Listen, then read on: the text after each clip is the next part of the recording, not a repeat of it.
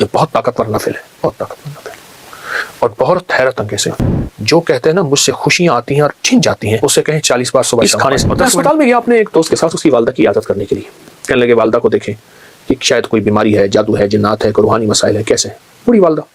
تو وہ پرائیویٹ کمرے میں تھے، تو اس وقت ڈاکٹر صاحب کا وزٹ تھا، تو میں نے کہا ہم وارڈ میں چلتے ہیں، عمومی وارڈ میں، اس نیت سے کہ لوگوں کی جا کے عیادت کریں گے، اور میں جو کسی مسلمان کی اللہ کی رضا کی خاطر عیادت کرتا ہے تو 70,000 فرشتہ صبح جائے تو شام تک، شام جائے تو صبح تک اس کے لیے دعائیں مغفرت کرتے ہیں۔ میں ایک جگہ جا کے کھڑا ہو گیا، دیکھا تو ایک صاحب کی دونوں ٹانگیں کٹی ہوئی تھی۔ یہ کیا ہوا آپ کو؟ کہنے لگی پاؤں پہ ایک چیز سی لگی، ایک دانہ سا بنا، وہ پھر دانہ ٹھیک نہ ہوا تو پھر وہ زخم بڑھتا گیا، پھر انگوٹھا کاٹ دیا، پھر میں نے کہا ٹھیک ہو گیا، پھر انگوٹھا ٹھیک ہو گیا، پھر زخم ہو گیا، پھر پاؤں کاٹ دیا، پھر پنڈلی کاٹ دی، پھر حتیٰ کہ آدھی ران کاٹ دی، اور کہا میں پھر ٹھیک ہو کے گھر آ گیا،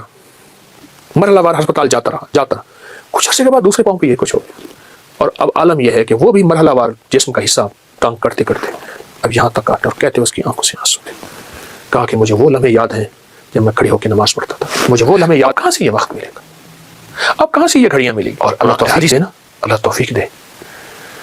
ایک عمل بتاتا ہوں، آج تک کسی کو بتایا ہے، کبھی قضا نہیں ہوا۔ 2 رکعت نماز نفل پڑھ کے حاجت کے کسی وقت بہت تنہائی توجہ سے، اس کے بعد 3 دفعہ سورۃ یاسین پڑھ لیں،